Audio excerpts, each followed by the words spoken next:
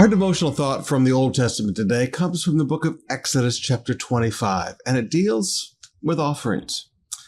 Most specifically, the offering that was received for the building of the tabernacle in the wilderness. Now, I want you to notice with me, Exodus 25, verse 1 and 2. The Lord said to Moses, "Tell the people of Israel to bring me their sacred offerings.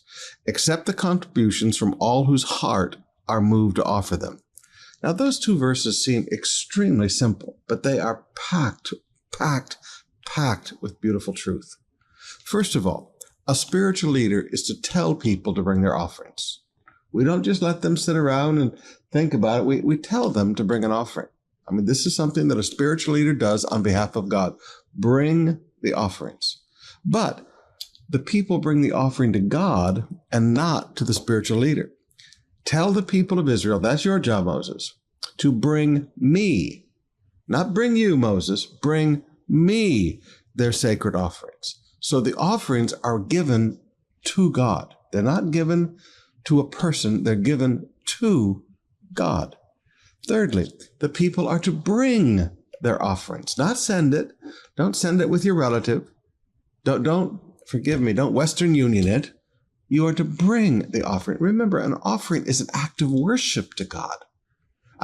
Forgive me, I just don't like any of this new online giving stuff, and just hold on to your tithe, hold on to your offerings until you're able to come to the house of God, and then you bring to God your offerings. The offerings they're not like a Morelco bill to be paid through BPI online, all right?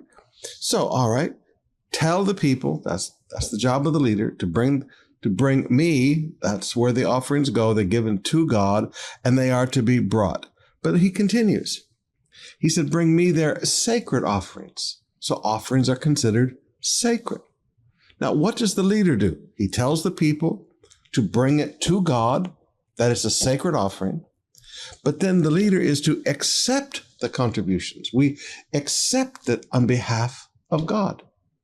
But the offerings are not for us. The offerings are given to God. And all we do is function as the person who accepts it.